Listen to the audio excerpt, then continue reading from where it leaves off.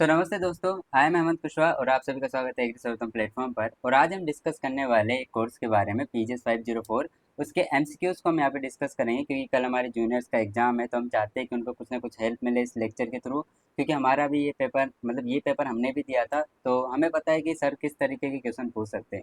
तो हम इस लेक्चर में वही बात करेंगे कि आपके कल कौन कौन से क्वेश्चन आ सकते हैं। तो देखो, आपकी पहली जो यूनिट है वो थी केमिकल सेफ्टी एंड रेगुलेशन। तो इसमें से पहला क्वेश्चन आपका बन सकता है कि if a chemical product does not have label to reference, तो आप क्या करोगे इस टाइम पर। तो अगर उसके ऊपर लेबल नहीं है तो आप उसको कभी भी यूज़ नहीं कर सकते। वर्किंग जब आप करते हो तो उस दौरान आप उसको यूज़ नहीं कर सकते अगर उसके ऊपर कोई भी प्रिकॉशन या कोई भी रेफरेंस नहीं दिया हुआ है। देन सेकंड क्वेश्चन आपका बन सकता है यहाँ से कि ऐसा कौन सा करेक्ट मेथड है जिससे आप डाइल्यूशन में यूज करते हो, यानी कि डाइल्यूशन ऑफ कंसनट्रेटेड एसिड, इसमें कौन सा मेथड यूज किया जाता है। तो हमेशा आप याद रखिए कि जब भी आप कोई कंसनट्रेट बनाते हो, डाइल्यूशन कंसंट्रेशन बनाते हो किसी भी चीज़ का, तो आप वाटर के अंदर उस कंसंट्रेशन को ऐड करते हो, ना कि उस कंसंट्रेशन के अंदर वाटर। ओके, तो इसका आंसर आएगा आपका क्या, कि always pour concentration into a water, not vice versa. Then यहाँ से आपको क्वेश्चन बना था, मतलब हमारे टाइम पे यहाँ से एक क्वेश्चन आया था कि जो आपका ये हाइड्रोजन सल्फाइड है एंड देन साइनाइड है, यानी कि CN है, ये कौन सी कैटेगरी के अंदर आते हैं। तो ये आपके क्या है, टॉक्सिक केमिकल्स हैं जो लैब के अंदर यूज किए जाते हैं। देन नेक्स्ट क्वेश्चन बन सकता है आपका यहाँ से, ये हमारे आया था कि क्लोरीन एंड जो आपका HCl होता है, ये डैमेज करते हैं बॉडी को, यानी कि बर्निंग कर देते हैं बॉडी के अंदर, या इन्फ्लेमेनिंग टिश्यू होते हैं, यानी कि जला देते हैं टिश्यू को। तो ये कौन सी कैटेगरी के अंदर आते हैं, इन केमिकल्स को कौन सी कैटेगरी के अंदर डाला गया है, तो वो आंसर आएगा आपका कोरोसिव्स। ओके, नेक्स्ट क्वेश्चन आपका कि गैसोलीन, बेंजीन, इथाइल, ये जो आपके केमिकल्स हैं, ये बर्न कर देते हैं रेडिली। तो अगर आपसे ऐसा पूछा जाए कि इनको कौन सी कैटेगरी के अंदर डाला गया है, तो ये होते हैं क्योंकि बर्निंग है। ओके, तो ये कौन सी कैटेगरी के अंदर आते हैं, फ्लेमेबल कैटेगरी के अंदर आते हैं। ओके, देन सिक्स क्वेश्चन आपका कि nitroglycerin require highly carefully handling because it can exploit और रिएक्ट वायलेटली इफ ड्रॉप और हिट। अगर आप किस नाइट्रोग्लिसरीन जो होता है उसको अगर आप गिरा देते हो गलती से, या वो आपके हाथ से छूट जाता है, ओके, गिरा देते हो, तो वो इजीली क्या हो जाता है, वायलेट हो जाता है। तो ये कौन सी कैटेगरी के अंदर आता है, ये आता है आपका रिएक्टिव केमिकल, यानी कि हाईली रिएक्टिव केमिकल है आपका नाइट्रोग्लिसरीन। क्वेश्चन 8 है, why is is standard practices to store chemical in their original container. Okay, तो आपको क्या ध्यान देना चाहिए जब आप किसी केमिकल को ओरिजिनल कंटेनर के अंदर रख रहे हो। तो इसका आंसर आएगा कि they are design to hold the chemical without degrading और कैरिंग एक्यूरेट लेवल। ओके, यानी उसके ऊपर एक प्रॉपर एक्यूरेट लेवल होना चाहिए और साथ ही साथ में वो किसी तरीके से डिग्रेड नहीं होना चाहिए। नेक्स्ट क्वेश्चन आपके पास कि अगर आपका कोई पेस्टिसाइड या फंजीसाइड या कोई सिमिलर एग्रीकल्चरल कोई केमिकल है, तो must always be stored in what manner, किस मैनर में आप उसको स्टोर करोगे। तो उसके लिए होता है सेफ एंड एलिवेटेड पोजीशन। ये क्वेश्चन आया था कि आप किसी केमिकल को किस पोजीशन के अंदर या किस मैनर के अंदर आप उसको स्टोर करते हो, तो इसमें आंसर आएगा एलिवेटेड पोजीशन। ओके, देन इसके बाद है which of the following activities strictly prohibited, यानी कि कौन सी ऐसी एक्टिविटी है जिसको प्रोहिबिटेड किया जाता है लेबोरेटरी के अंदर। तो सबसे इंपॉर्टेंट चीज़ है, ये सारी चीज़ें आपको नहीं करनी होती है। एक तो आपको कॉस्मेटिक यूज़ नहीं होता है, इसके अलावा आप फूड नहीं खा सकते लेबोरेटरी के अंदर, इसके अलावा आप ड्रिंकिंग नहीं कर सकते उस लेबोरेटरी के अंदर। तो ये सारी चीज़ें इसके अंदर आती है कि आपको ये सब चीज़ें ध्यान में रखनी होती है और ये प्रोहिबिटेड होती है लेबोरेटरी के अंदर। यहाँ से आपका इंपॉर्टेंट क्वेश्चन आएगा। ओके, क्योंकि यहाँ से क्वेश्चन पूछे गए थे हमारे टाइम पे कि इनमें से कौन कौन से ऐसे जो ओनली स्ट्रॉन्ग एसिड्स हैं। तो स्ट्रॉन्ग एसिड्स होते हैं आपके जैसे ये HCl, HNO3, H2SO4, HBr। और नेक्स्ट क्वेश्चन आपका कि वीक ऑर्गेनिक एसिड्स जो होते हैं उनके पास कौन सा फंक्शनल ग्रुप होता है, तो वो होता है आपका कौन सा group, OH group. Okay, next question है आपका कि अगर आप वाटर का डिसोल्यूशन करते हो, ओके, तो वहाँ पे कौन सा बेस रिलीज होता है। तो आपको पता है कि वाटर में H+OH होता है, तो इनमें से जो OH है ये क्या है, आपका बेस है। तो हाइड्रोजन जो हाइड्रोक्साइड जो आयन होता है वो यहाँ से रिलीज होता है। ओके, देन इसके बाद आता है कि इलेक्ट्रोलाइट जो होता है उनकी डेफिनेशन क्या होती है एक सब्सटेंस के अंदर। तो इलेक्ट्रोलाइट्स की डेफिनेशन क्या होती है कि या तो वो आयोनाइज होते हैं या डिसोसिएट होते हैं किनसे, into the ions when it is dissolve in the water. The next question है पीएच जो स्केल होता है, हाँ, वो स्पेसिफिकली केमिकली मेजर होता है किन चीज़ों के लिए।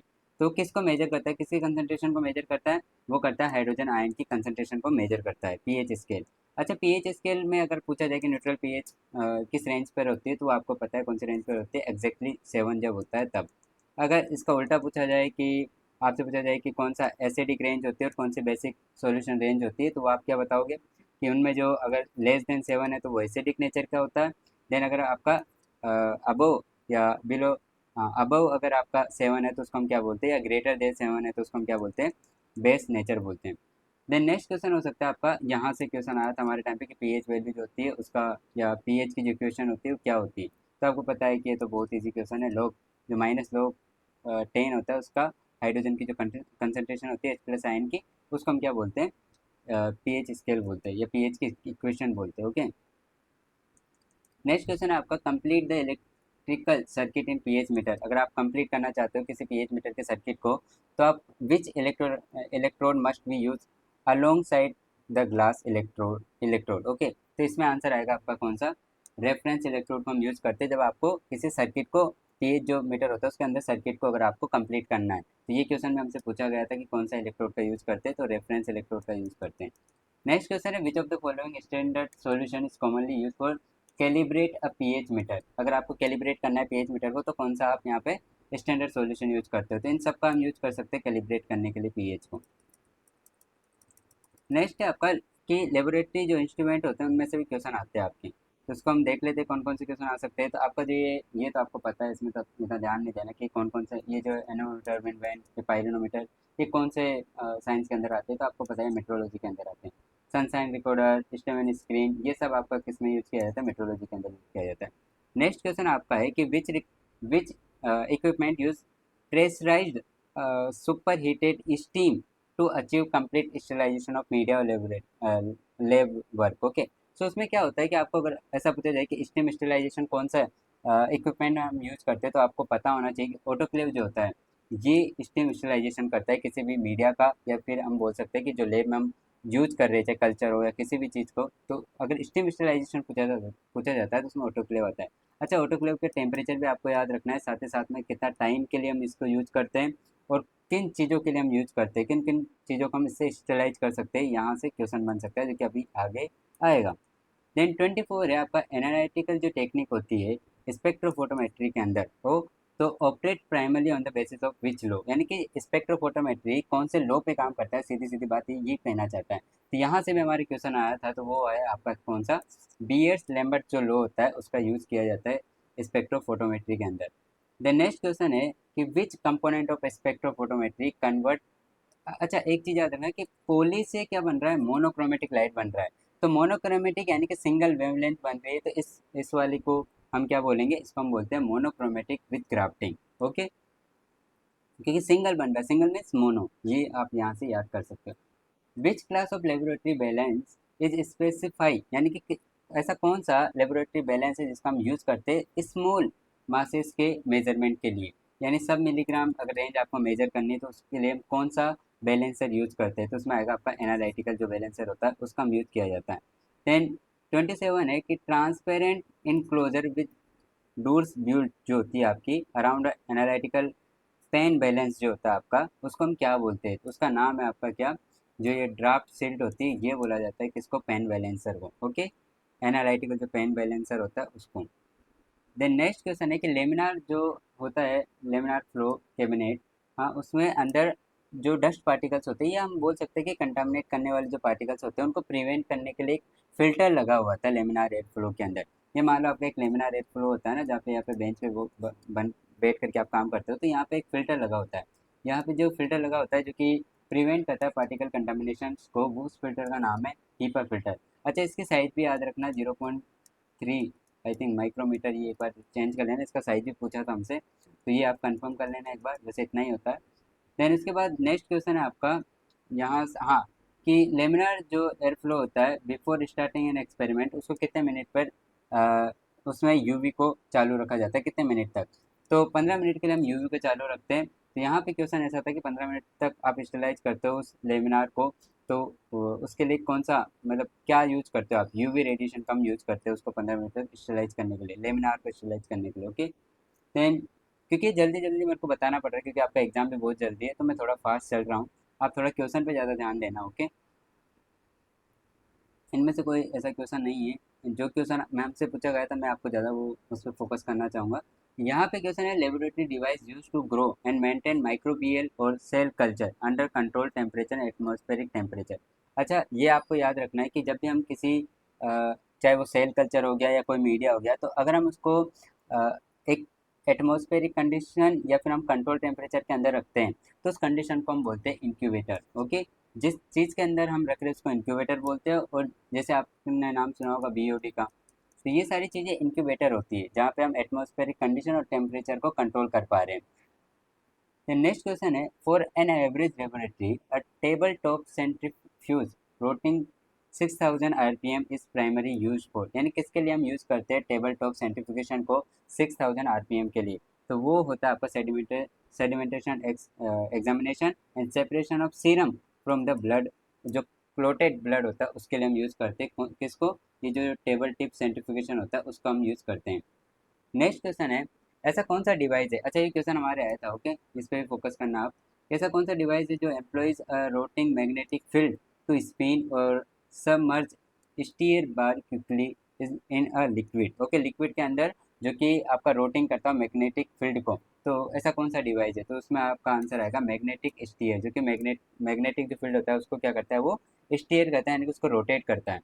देन नेक्स्ट क्वेश्चन है, यहाँ से भी हमारे क्वेश्चन आया था कि स्टैंडर्ड लेबोरेटरी जो वाटर बाथ्स होते हैं, ओके, ये एक इंस्ट्रूमेंट एक डिवाइस होता है लेबोरेटरी के अंदर, तो वो safely set up the vote maximum temperature, कितना टेम्परेचर होता है वाटर बाथ का? तो आपको याद रखना है 99.9, ओके, 100 के नियरली होता है 99.9। द नेक्स्ट क्वेश्चन जहाँ से हमारे क्वेश्चन आया था वो था reaction mixture require uniform heating at temperature above 100 degree centigrade, which alternate system should be use. अगर आपको 100 डिग्री सेंटीग्रेड पर आपको यूनिफॉर्म हीटिंग देनी है तो कौन सा आप इनमें से यूज करोगे? तो कौन सा सिस्टम हम यूज करते हैं? ऑयल बाथ या सिलिकन बाथ या फिर सैंड बाथ, इनका हम यूज करते हैं 100 डिग्री सेंटीग्रेड के लिए। देन नेक्स्ट है आपका equipment earthing protect user from electrical shock in case of system fault of providing, यानी अगर आपका कोई इलेक्ट्रिक शॉक हो गया तो आप वहाँ पे कौन सा अर्थिंग प्रोटेक्टर यूज़ करोगे? तो उसके लिए होता है protective conductor path for fault current to flow the ground. Okay, तो ये इसका यूज़ किया जाता है जब आपका कोई शॉर्ट सर्किट हो जाए तो उसको रोकने के लिए, उससे प्रोटेक्ट होने के लिए। देन उसके बाद 38 है, eliminate the health hazard of pipette bye mouth, pipette must be filled using a hand operated device is called. उसको हम क्या बोलते हैं? उसको हम बोलते हैं पिपेटर। तो पिपेटर से हम क्या करते हैं, पिपेटिंग जो होती है उसको हम फिल करते हैं। ओके, देन उसके बाद आता है what is the true purpose of volume lines mark on the side of standard glass beaker. तो उनका क्या मोटिव है, उनके क्या पर्पस है? जो ये ग्लास जो लाइंस होती है ना वॉल्यूम ग्लास के ऊपर, उनका क्या मोटिव है या उनका क्या पर्पस है? तो to provide a general approximate of volume. Okay, इनका ये यूज होता है, मतलब इनका पर्पस ये है इन लाइंस का, जो वॉल्यूम लाइंस होती है ना उनका। Which laboratory glass is vertical cylinder mark with the full length of volumetric graduation and filled with the precision stopcock at the bottom. Okay, तो ये ब्यूरेट के अंदर होता है। ओके, ये इंपॉर्टेंट है, ये भी हमारे से क्वेश्चन पूछा गया था, ब्यूरेट की एक तरीके से डेफिनेशन है ये। ओके, इनमें से नहीं, ये इंपॉर्टेंट नहीं है आपका। देखो जो इम्पोर्टेंट है वही मैं आपको बताऊंगा। अच्छा हाँ, ये भी क्वेश्चन आया था कि आपका जो इरेन मेयर फ्लास्क होता है, यानी बेसिकली जो आपका कॉनिकल फ्लास्क होता है ना, वो मोस्ट वाइडली यूज फ्लास्क होता है लेबोरेटरी के अंदर। तो ये यही पूछा गया था, इरेन मेयर फ्लास्क जो होता है वाइडली यूज किया जाता है लेबोरेटरी के अंदर, उसका नाम होता है क्या? Conical flask. Okay, then next है आपका कि अ, देखो यहाँ पे लिखा हुआ है वॉल्यूमेट्रिक फ्लास्क की डेफिनेशन लिखी हुई है कि आपका ऐसा स्पेशलाइज्ड फ्लास्क है जो कि आपका फ्लैट होता है बॉटम से, और इसकी जो नेक होती है वो नेरो और लॉन्ग होती है। आपने देखा भी होगा यार वॉल्यूमेट्रिक फ्लास्क को, कई बार लैब में अगर काम किया होगा तो वॉल्यूमेट्रिक फ्लास्क की यहाँ पे डेफिनेशन दी हुई है। देन नेक्स्ट क्वेश्चन है, हाँ यहाँ देखो ऑटोक्लेव को बहुत अच्छी तरीके से पढ़ना है, वहाँ से 3 क्वेश्चन आएंगे जो फिक्स है। टेम्परेचर क्यों यूज किया जाता है और साथ ही साथ में उसको उसका प्रिंसिपल क्या है, ठीक है, इन 3 पे आपको फोकस करना है। अच्छा यहाँ दिया हुआ autoclaving polypropylene graduate cylinder in the excess of which temperature can warp, यानी वो वार्प हो जाए या डिफॉर्म हो जाए डैमेज हो जाए, ऐसा कौन सा टेम्परेचर है? तो मोस्टली अगर 130 डिग्री सेंटीग्रेड टेम्परेचर है तो इस टेम्परेचर पर आपका जो पॉलीप्रोलिन जो ग्रेजुएट सिलेंडर्स होते हैं ये क्या हो जाते हैं आपके, या तो डैमेज हो जाएंगे या फिर वो डिफॉर्म हो जाते हैं।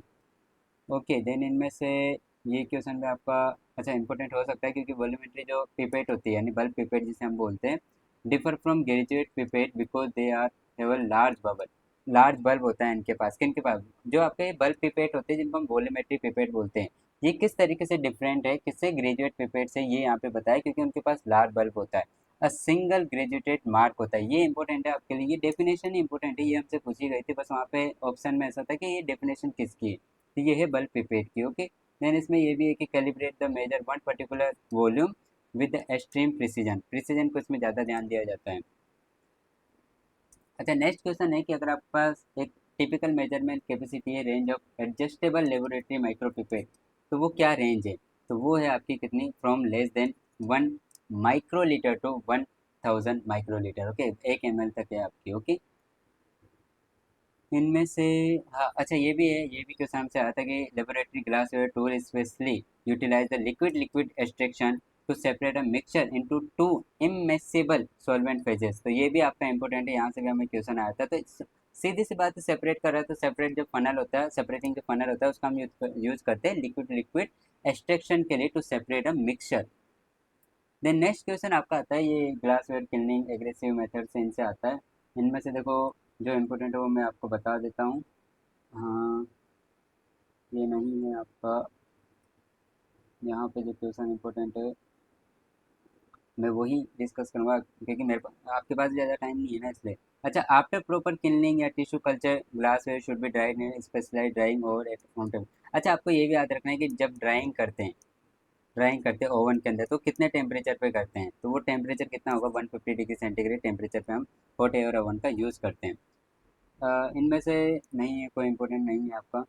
अच्छा हाँ, ये क्वेश्चन में हमारे आया था कि if the stubborn contaminate adhering to your glass, यानी सीधी बात ये है कि अगर आपकी ग्लासवेयर के ऊपर कोई कंटामिनेशन अडेयरिंग है, यानी कि उसके ऊपर कोई कंटामिनेशन प्रेजेंट है और वो मेटल का है, अगर ग्लास, ओके, मेटल कंटेनिंग अगर कंपोनेंट है, तो आप उसको किस तरीके से रिमूव कर सकते हैं, तो आप उसको 6 m यानी मोलर का जो HCl सॉल्यूशन होता है उसके अंदर डिप करें, तो वो आपका इजीली क्या हो जाएगा, रिमूव हो जाएगा।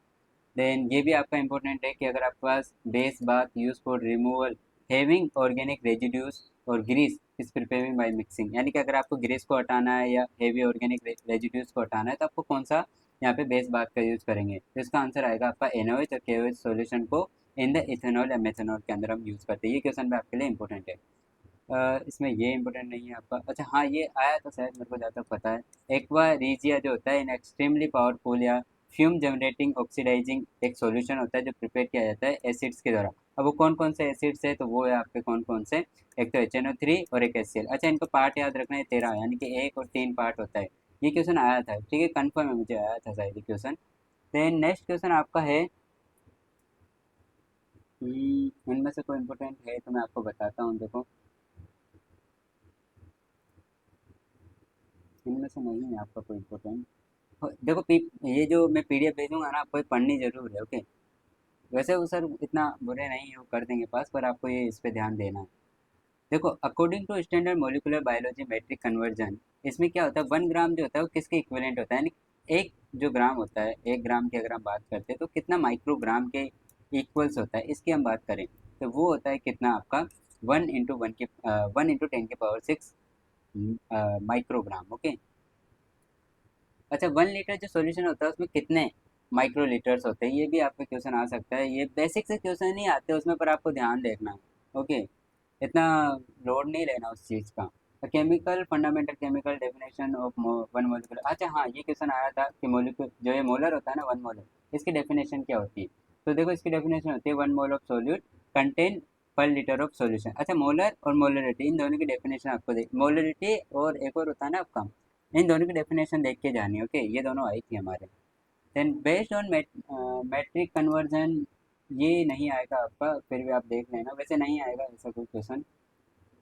इसके अलावा हाँ, ये इंपॉर्टेंट है आपका कि अगर आप, अच्छा ये बात मैं करना चाहता हूँ कि यहाँ पे दिया हुआ है स्टेलाइजेशन की डेफिनेशन क्या होती है, तो बेसिक सा ये होता है कि अगर आपका कोई सरफेस है, वहाँ पर अगर आपका कोई माइक्रो ऑर्गेनिज्म प्रेजेंट है या उसके स्पोर या कोई भी पार्ट उसका प्रेजेंट है, तो उसको या तो एलिमिनेट करना या उसको किल करना।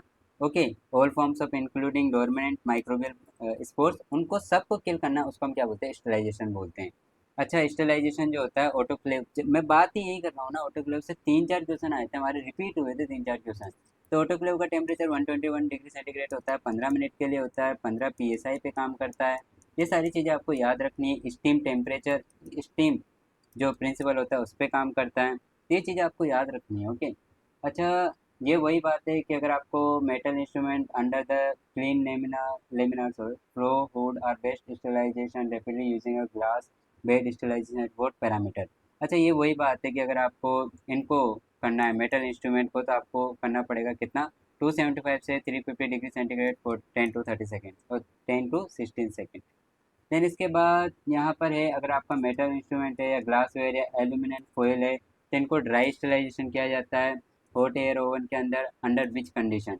तो वो जो कंडीशन होती है वो कितनी होती है आपकी, 130 से 170 degree for 2 to 4 hours. Okay, ये याद रखना है जितने मैं बोल रहा हूँ ना, ऑटोक्लेव हो गया, लेमिनार एयर फ्लो हो गया, या फिर आपका हॉट एयर ओवन हो गया, इनके बारे में याद रखना है। अच्छा, ये भी क्वेश्चन इंपॉर्टेंट है कि flame sterilisation inside a hood, hood what is the sequence followed after using a instrument. तो यहाँ पे सीक्वेंस दिया गया है कि अगर आप 95% इथेनॉल एल्कोहल जो होता है उसके अंदर आपको डिप करना पड़ेगा, फिर उसको एक्सपोज करना है फ्लेम के अंदर, और फिर उसको थोड़ी देर के लिए कूल होने के लिए रखना पड़ेगा। इसका ये फ्लेम स्टेलाइजेशन का मेथड है। मान लो ये आपके पास एक फ्लेम जल रही है यहाँ पे, इसके ऊपर आपको पहले तो आपको जो कोई भी आपके पास जो इंस्ट्रूमेंट है उसको आपको पहले जो 95% इथेनॉल इथाइल एल्कोहल होता है उसमें डिप करना है। डिप करने के बाद उसको इस जो फ्लेम होती है, फ्लेम बर्नर के ऊपर जो फ्लेम होती है उसको अंदर एक्सपोज करना है, फिर थोड़ी देर के लिए उसको आपको कूल होने के लिए रखना है। ये मेथड होता है आपका फ्लेम स्टेलाइजेशन का, तो प्रोसेस बताई गई है उसमें। ओके।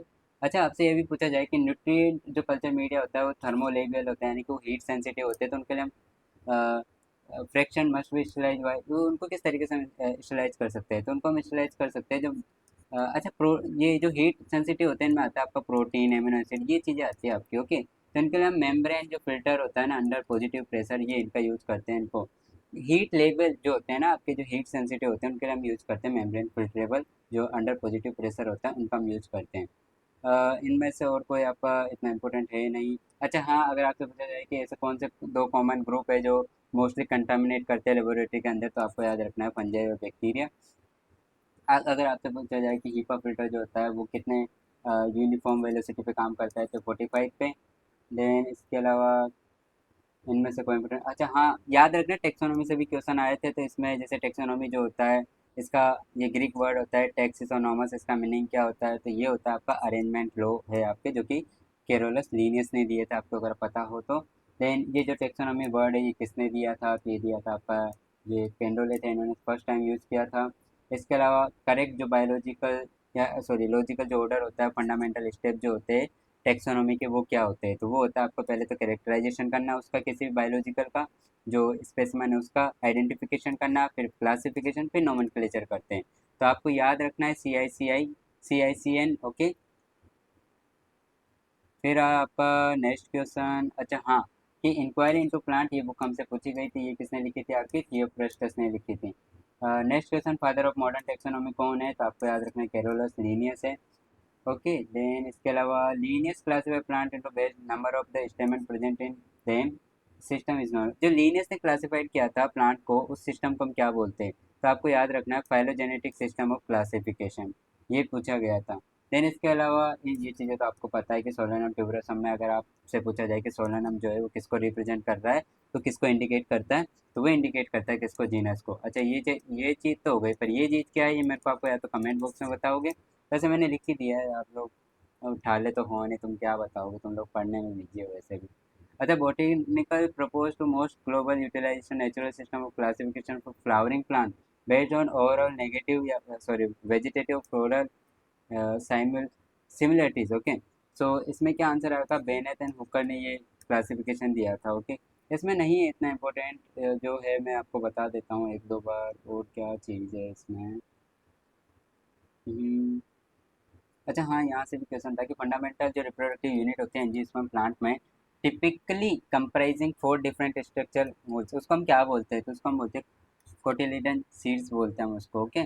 देन इसके बाद आता है आपका कि ऐसी outer most structure of flower जो कि ग्रीन होती है कलर के अंदर, जो प्रोटेक्ट करती है फ्लावर को, उसको हम क्या बोलते हैं। तो ये बेसिक सी चीज़ें आपको पहले से पता होनी चाहिए, वैसे तो पता होगी फिर भी देख लो है ना, कैलिक्स बोलते हैं हम, जो ग्रीन पार्ट होता है उसको, जो जो कि प्रोटेक्ट करता है फ्लावर को। ऐसे एक और पार्ट होता है जो ब्राइट कलर में होता है और पेटल्स के कंपोज होता है, तो उसको हम क्या बोलते हैं, उसको हम बोलते हैं क्या, कोरोला। देन वो इंसेक्ट को भी अट्रैक्ट करता है। ओके। देन इसके अलावा male reproductive organ of flower जो कि एंडोथीसियम होता है, कंपोज ऑफ सेपरेट या यूनाइट है, यानी कि यूनिट क्या बोलते हैं, एंडोथीसियम की जो यूनिट होती है उसको हम क्या बोलते हैं, स्टेमन बोलते हैं। ये तो आपको पता है, इनमें इतना ध्यान देने की जरूरत नहीं है। ये भी आपको पता होना चाहिए, फीमेल रिप्रोडक्टिव पार्ट होता है फ्लावर का गाइनोशियम जिसको हम बोलते हैं, क्योंकि वन और थ्री या वन और मोर कार्पल्स का बना होता है। What are the three distinct region of carpels. तो कार्पल किस किस से बनी हुई है, जो स्टिग्मा स्टाइल और ओवेरी होती है उनसे बनी होती है। ऐसे क्वेश्चन आएंगे क्योंकि हमारे आए थे। अब ये मत सोचना कि लेबोरेटरी का है तो इसमें नहीं आएंगे, उसमें यूनिट दी हुई है तो ऐसे क्वेश्चन भी आएंगे आपके। अच्छा, ये भी क्वेश्चन था कि flower feature multiple carpels carpels हो उसके पास are completely fuse together as a seen in mustard in tomato, तो उसको गाइनोसियम इज टर्म है। ऐसे गाइनोसियम को हम क्या बोलते हैं, जिसकी जित मल्टीपल कार्पस जो होती है फ्यूज होती है साथ में, तो ऐसे कार्पस को हम क्या बोलते हैं, उसको हम बोलते हैं सिन कार्पस। ये तो बेसिक सा था आपका। इतने क्वेश्चन बहुत है आपके, इनमें से बहुत क्वेश्चन बैठ जाएंगे आपके, मेरे को जहाँ तक पता है, क्योंकि हमारे मोस्ट ऑफ यहाँ से क्वेश्चन आए थे। सो देखो, और भी पीडीएफ है इसके अलावा जो आपकी ग्रुप में आ चुकी होगी, अभी तक किसी न किसी ने सेंड की होगी, उनको अच्छे से पढ़ना है। और देखो, ऑब्जेक्टिव है, बिल्कुल ध्यान से पढ़ के लगाने हैं। सर वैसे इतना स्ट्रिक्ट तो है नहीं कि बैग देंगे, पर आपको अच्छे से पढ़ना है। ये वाली यूनिट भी आपको अच्छे से पढ़नी है जो मैंने आपको डिस्कस की, और साथ साथ में जो आपको पीडीएफ मिली है या ये जो मैं आपको सेंड करने वाला हूँ, दोनों अच्छे से पढ़नी है। और कल के लिए देखो, एग्ज़ाम के लिए ऑल द बेस्ट। आप सब अपना बेस्ट दीजिए। ठीक है। Thank you so much. And हाँ, अगर आप हमारे चैनल पर नए हैं तो प्लीज़ यार इसको लाइक फॉलो और सब्सक्राइब, आपकी मर्जी है जो कीजिए। ठीक है। चलो बाय, ऑल द बेस्ट कल के एग्ज़ाम के लिए।